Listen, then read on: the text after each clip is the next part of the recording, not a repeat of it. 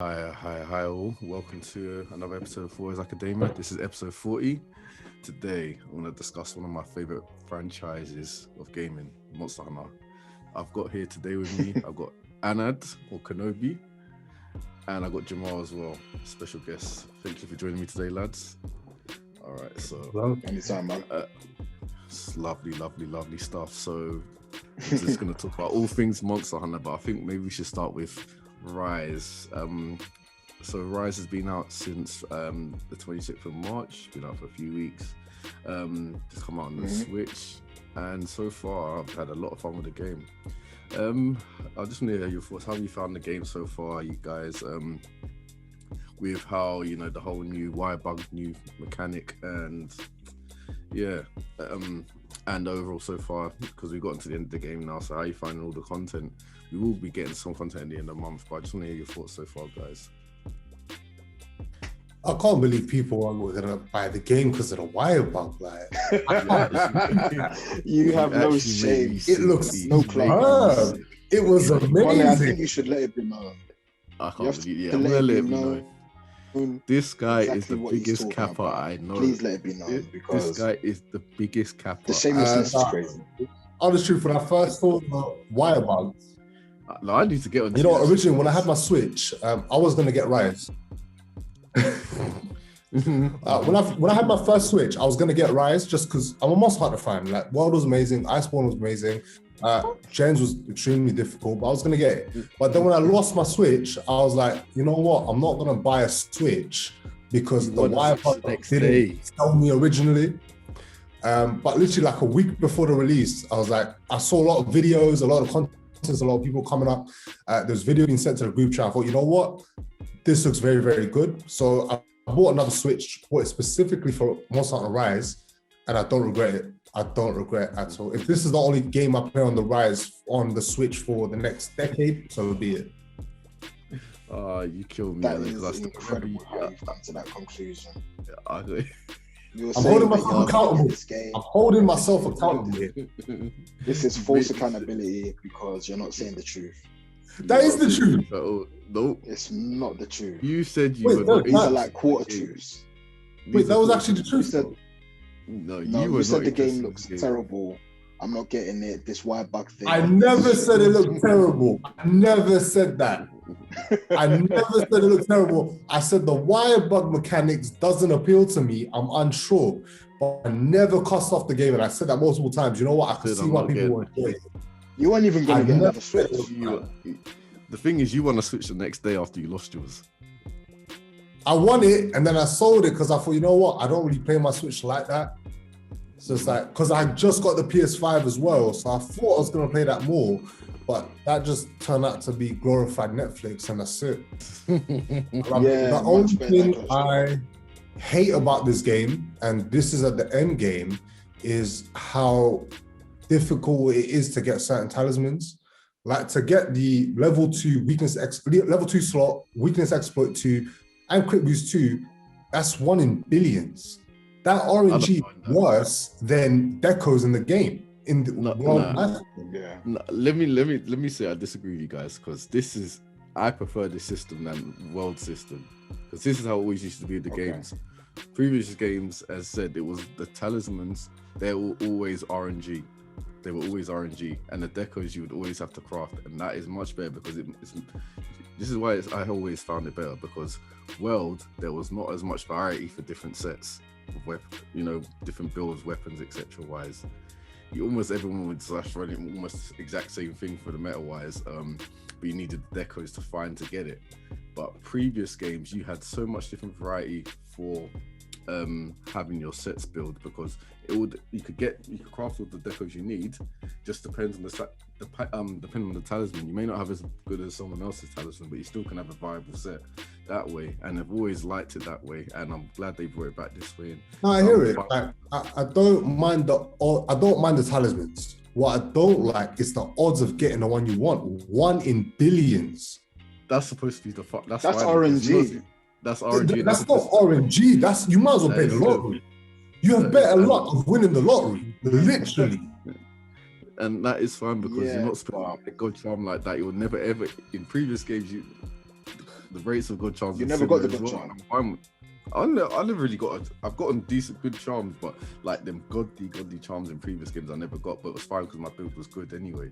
And your builds have always been good, but I like, as I said, that because everyone getting the same charms like that, it's just like it's gonna be less variety again.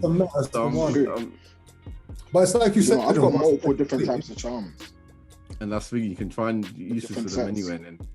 And this is, like I said, I can use my armor builder sites again, just enter what chart with my talisman I've got and see what skills I can try and fit into a build. I'm happy I can do that all again. It's like you said earlier, like it's the versatility, because my set is now different to a lot of the sets that I saw people using. Because I got given weakness exploit 2 with a level 2 slot.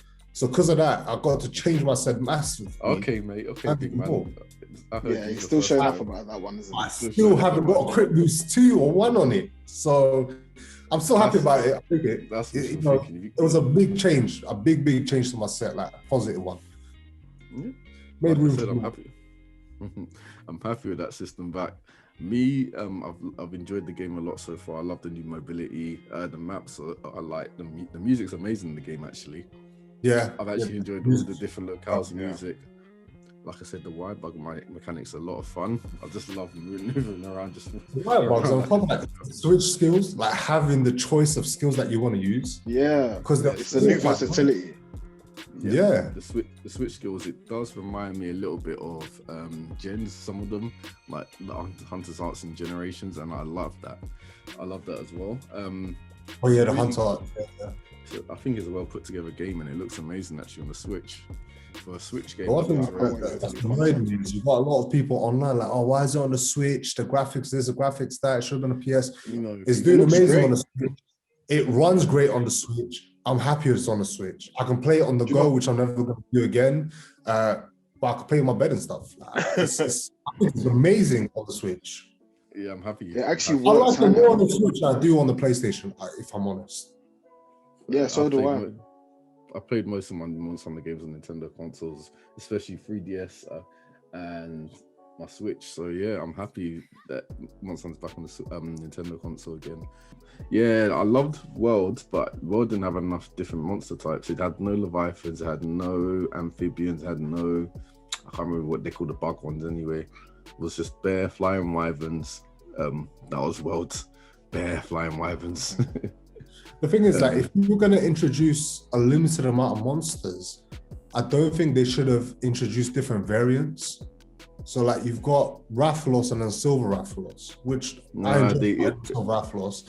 That's an icon. I feel like that's all that Rise had. I mean, that's all that World had, really. Yeah, it was like different variants. And I understand the different monsters as well, but I would have loved a completely different monster more, like Velkhana, Namiel, things like that. Yeah, I think it was just like I said, World was one of the first they brought into the next gen, so they had issues with skeleton. Well, was it the skeletons and stuff, or yeah, there was deals, but it was easier for them to like bring back like Azurath, the subspecies, and the rare subspecies for Rathalos line. Make subspecies for some of the new monsters as well. I think the only thing. World had a lot of monsters, but like I said, it was just that they didn't have the different monster types. They couldn't do Leviathans anyway. They had complications anyway. We saw with Legiacrus, so Leviathans were out of the question. I guess it was easier to do a lot with the skeletons wise, flying wyverns, bird wyverns, and fanged wyverns, etc. But yeah, at least with Rise, we have got like amphibians back, we've got Leviathans back, and the bug ones back, and they'll probably expand it more and bring back some fan favorites. So it'll be good to see what they do with that one. So I'm looking forward to it. Have you not been exploring other weapons? Like I know you've moved on to Charge Blade. Jamal's you've been versatile from early, innit? Because you've had a hunting. I've been using you've had the gun lance. Mm-hmm. I've made a longsword build as well. I still want to make a ranged weapon though, but I'm not sure which one. You know what? The bow is very OP. The bow is amazing in terms of damage. The only thing is obviously hitting the weak spots, but it's not that bad compared to World, because obviously weakness exploit, that's where that comes in. And then crit boost, it's that I use. It's less elements, more raw infinity, but that's because I saw the guy from Team Darkside use it. So I thought, you know what? These are speedrunners. I tried it, it was great. The only issue is you've got stamina issues with that. So I've still got my elemental Yeah, I saw. in case. Okay. But I'll say Bo, like in terms of damage, Bo's great. And I've seen Pierce. Pierce looks very, very good as well. I saw some videos of it. Yeah, I made a set light pick with Pierce. So the What's the people damage I was going to say, the people that are listening, that we listen to this as well, I don't know much about Monster Hunter. We're just talking about different weapon builds that we like to use, and we've been using on Rise recently. As I should have mentioned before, in Monster Hunter games, they're not like your typical action RPG game. Hold on, why don't you explain Monster Hunter from scratch? Because it's actually a very. I know. I realized. type of- I realized I should have really been talking Do you about know that from get-go and then giving the explanation. I would say bad it's of an me. action RPG game. It's an action RPG game where, as opposed to classes, there is different weapon builds. You Yep. create. I don't know. I guess you just build your character around Look, whatever. I think weapon the you're long using story to try and sh- get the yeah. most out of it. The long It's a story loot and short- grind. It's a loot and grind. Yeah, definitely a Oh. loot grind. Sorry. It's a loot and grind. You have 14 different weapons depending on what you're comfortable with, and you build those weapons based on specific skills that you get from your armor that complement that weapon. Some people play different styles. Some people more defensively, more offensively. You've got, like we were saying earlier, you've got elemental damage that have certain multipliers. You've got raw and affinity, which can increase your damage as well. There's loads of different paths to take, and there's no right or wrong. It's just very customizable. Sorry, I was even just going to say what Monster Hunter, the premise of Monster Hunter just straight was. It's just you hunt monsters, you build gear out there, monster parts, and you keep going. Hunt bigger monsters, Yeah. hunt them for better parts. Don't watch the film. Just don't watch the film like that being an explanation. That film was horrible. Oh, but shoot, are we going to talk about the Monster Hunter movie? Oh, It's Monster I saw Hunter. one of them. It's a Monster Hunter, it's but disgusting. like Yeah, we might as well talk. Disgusting. with that film, they forced us. You know, I couldn't finish it. I finished Fair it. enough. I I had to finished it as I well. couldn't finish it. That film was garbage. That was Horrible. that was It just got 2 worse. packs of ass. The 2 thing packs is, of ass cheeks. I never had high expectations for it, anyways. But when I watched it, it was just so horrible. It's worse than Dragon Ball, the movie, Dragon Ball Evolution. The worst. Yeah, then that's saying a film lot. Possibly. Yeah. Yeah, Because yeah. the only thing I liked, yeah, and saying it loosely because I expected it anyways, that they've done things like carts, they've done things like potions, cooking, barbecue pit, the various weapons. But so they displayed all these key parts of Monster Hunter, but there was no story. There was nothing at all. Nope. But then again, Monster yeah, Hunter. end game where it was just there's a I monster. don't play for the story. Yeah, either. Monster Hunter is not really a story per se, but I get it. I guess that's But- what they done in the film. But this film was absolutely garbage. They could have tried to make a story, but now they did It's like terrible. you got transported to an alternate world. Diablos just pammed most of their crew, etc. It's just But the funniest part is when